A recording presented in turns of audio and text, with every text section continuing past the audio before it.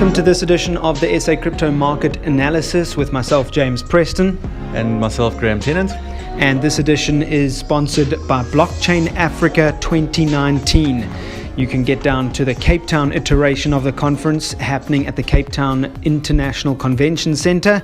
Head on over to blockchainafrica.co. It's happening on Wednesday, 6th of March. They're running all kinds of specials and discounts as well for those of you that may have missed out leading up to the conference. So be sure to get there. I'm actually going to be at the Joburg iteration tomorrow and Friday. So if you are around, please come and say how's it. Okay, so Graeme, since the last edition of Market Analysis, we've had some pretty significant price action, some nice pumps there. Is it time to start thinking that the bullish signs are back, or not really? Yeah, we should always be, I think, looking out for the trend reversal. Where we left off last time is that we were looking at a symmetrical triangle at the bottom of this last big down leg that we had, which that was a seller from beginning of December to early this year, and there I felt that was looking like a continuation setup. So there my bias was a break to the downside of that triangle, and we had in my opinion, the less likely outcome, and there was a break to the upside of that triangle. So it didn't go entirely as expected, but that's part of the nature of the trading game. So yeah, we did get quite a nice breakup to begin with, and that was looking pretty good. What does concern me, if we are going to look for signs of a proper bullish reversal and a trend reversal, is potentially now an inverse head and shoulder setup.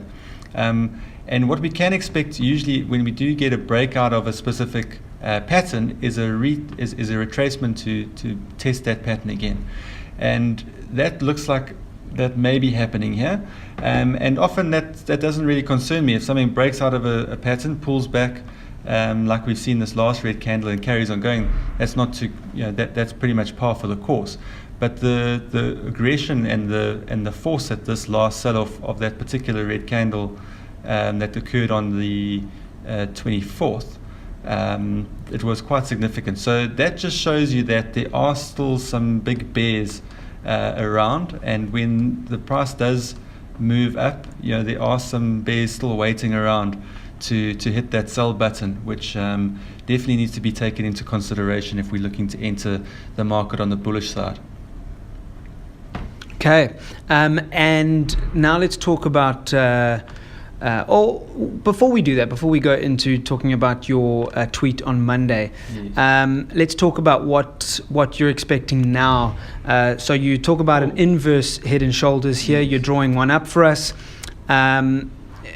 So you reckon you're looking for a break to the downside below that neckline of the inverse head and shoulders, No. So this would be the bullish setup. Let me just make this head and shoulders a different color. So we'll make it green for bullish. All right.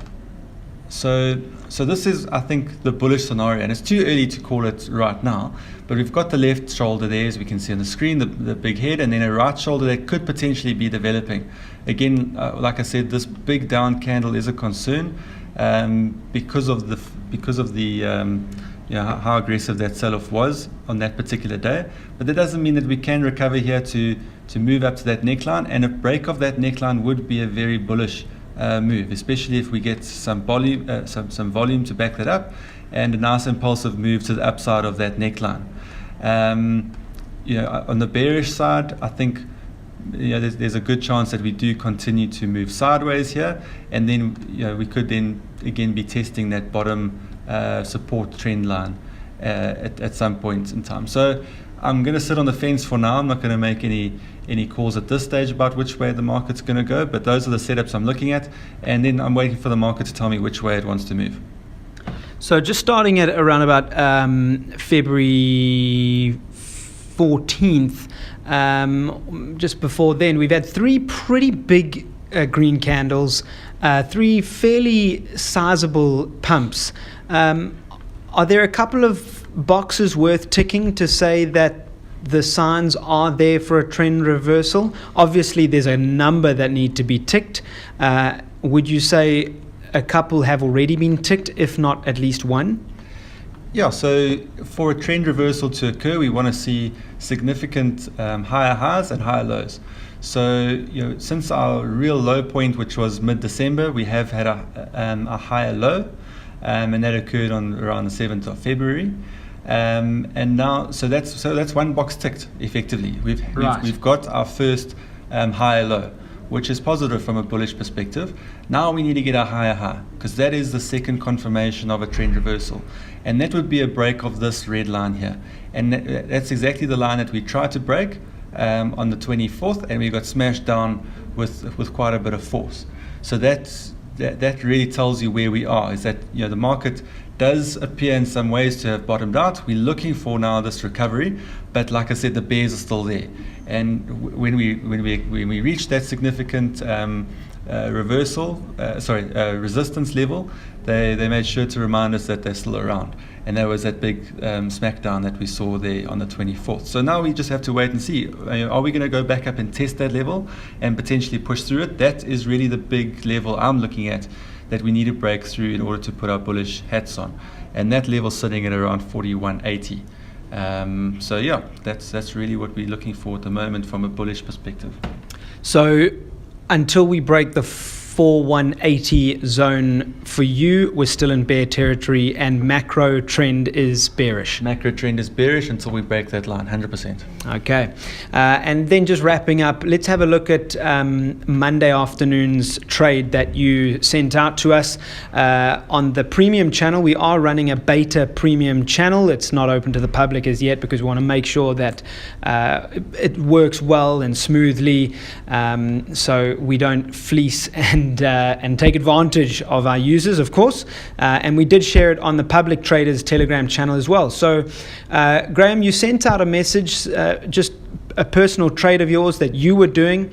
It came very close to touching your stop loss, but it worked out in the end. Just take us through that quickly. Sure. So I'm drawing this trade up very quickly. So that's great. Talk us through it as you draw it. Sure. So this was on the back of that big red candle on the 24th that we've mentioned a couple times. Yeah. And usually what I look for after a big down move is some consolidation on the way down, which we effectively started to get.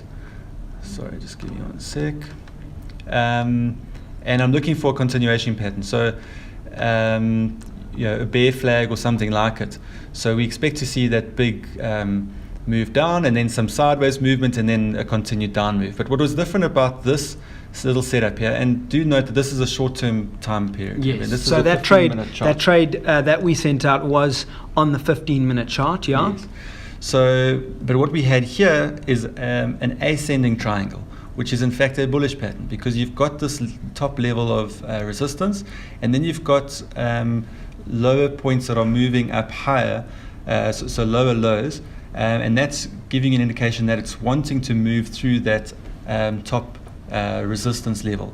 And that's effectively what happened. And the nice thing here, which especially I like in particular about the triangle patterns, is that you get a decrease in volatility, so a consolidation of price action, and that makes the price action. Take us through it on your mouse, because no one can see your fingers. Squeeze. Right. So the price action squeezes as we move through the pattern, right, through that triangle, and that squeezing of price action means that it's building up energy. Okay.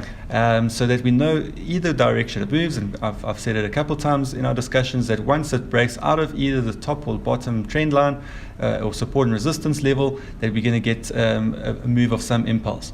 And that allows us, when we're setting up our risk to reward ratio, to be quite aggressive. So we can set up a tight stop loss, because the volatility at that point in time when we are setting up the trade is pretty low. So this is really what I was looking for, is a break of that upper trend line, which we did get. And the price, the first candle came out and I got quite excited, because there was a nice bullish move to the upside. If guys did put the trade on, I did put a tight stop loss, and we got one of these little wicks that actually pushed through that stop loss level. If you had taken it straight off the tweet. Fortunately, I only put my trade on slightly, a couple minutes after that trade went out, so I still got a decent entry without being stopped out, which was fortunate. And from there, that first green candle came out, which looked great. My topside target was a good deal higher than what we got to. Without getting too technical, I was looking for a Fibonacci retracement back to this level, which is at around 3,900, which also links up with some resistance further back in the chart.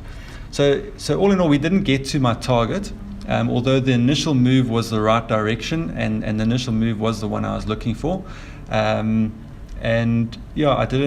I got out a little bit earlier as well. So after this first pump, the next setup, without going into too much detail, didn't look great, and that's when I exited the position. And since then, unfortunately, we didn't get any real push up out of that pattern after the first two legs, and we've really consolidated and moved sideways since then. So I took a small profit on that trade, nothing to write home about, but all in all, it's rather be taking profits than losses, eh? Absolutely. Can't be too upset with how it turned out. There we go. Graeme, we'll look out for more trades of yours. Thanks for all your work here with SA Crypto, and good luck for the rest of the week. I'm off to Blockchain Africa, and we'll see you in the next episode. Great stuff. Thanks, James. Enjoy Blockchain Africa. Thanks. Cheers, guys. And do get in touch with us, SA Crypto _ on Twitter. And of course, visit blockchainafrica.co and come on down to the Cape Town International Convention Centre on the 6th of March. Helen Zille is going to be speaking, and of course, the Minister of Economic Development in the Western Cape and Chief Economist for the Western Cape Government, all going to be opening that conference, and then incredible speakers, including Ricardo Spagni, otherwise known as Fluffy Pony, who is, of course, with the Monero project. Whole bunch of other incredible speakers as well. Come on down and check them out. Thanks to blockchainafrica.co for sponsoring this edition of Market Analysis. Until next time, I'm James Preston. And I'm Graeme TENNANT. It's goodbye. Happy trading.